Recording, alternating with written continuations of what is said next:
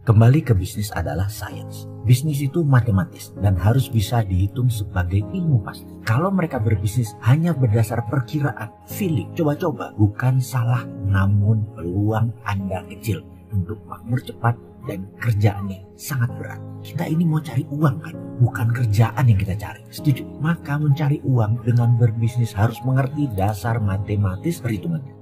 Kita mulai dengan pengandaian. Kita ambil Traveloka sebagai contoh pertama. Rumus nominator dibagi denominator harus plus atau positif, alias harus lebih besar nominal yang atas daripada pembagi yang bawah. Nominator dalam Traveloka adalah jumlah hotelnya. Kalau jumlah hotelnya banyak, maka traveler atau para denominator akan senang. Namun nominator sebelum masuk melihat dulu banyakkah denominatornya, karena denominator itu pasar. Dari mana mulainya? Ambil pasar tanpa nominator, pasarnya hilang. Ambil nominator tanpa pasar, ya rugi bandar. Mana yang harus duluan? Sekali lagi, dalam perhitungan matematis, maka nominator harus lebih besar dan selalu positif. Itu kunci bisnis.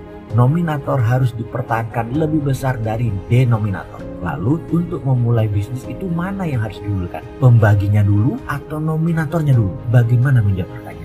Di sini kita harus paham melihat pasar. Kita harus paham melihat pain point masalah siapa yang mau dipecahkan terlebih dahulu. Bisnis itu besar nilainya ketika kita menyelesaikan dua masalah pain point, nominator dan denominator bersama. Gojek sekarang kita ambil sebagai contoh kedua. Mana nominatornya, mana denominatornya Gojek. Mereka dari sejak pertama benar menarget ojeknya. Mereka tahu macet Jakarta akan membuat pasar kebutuhan transportasi besar. Jadi Gojek fokus di ojek. Maka memiliki 10.000 supir ojek menjadi penting terlebih dahulu mereka fokuskan. Yaitu membuat happy supir ojek. Mana yang mereka membuat happy terlebih dahulu, itu dijadikan denominator. Ketika 500.000 user dengan 10.000 supir ojek, maka supir ojek panen.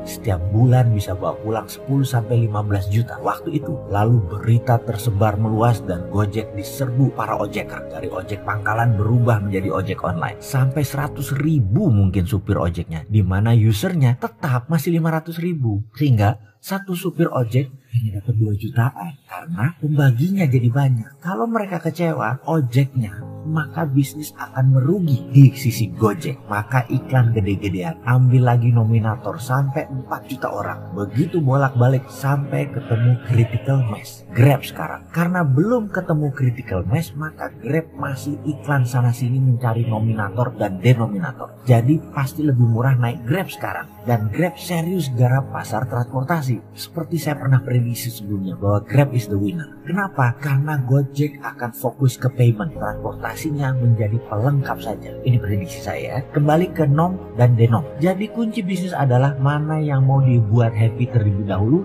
jadikan denominator. Dijadikan pembagi. Traveloka ingin menyenangkan traveler. Jadi traveler jadi denominator. Dimana sekarang dengan Santara, platform pendanaan equity crowdfunding. Santara ingin menyenangkan investor dan UKM berbarengan. Tetapi Santara harus memutuskan mana yang disenangkan terlebih dahulu yang diletakkan di denominator. Karena kita konsisten dengan mengangkat UKM, maka UKM kita letakkan di denominator. Ayo UKM denominator, join. Segera ya, nominator sudah menunggu Anda.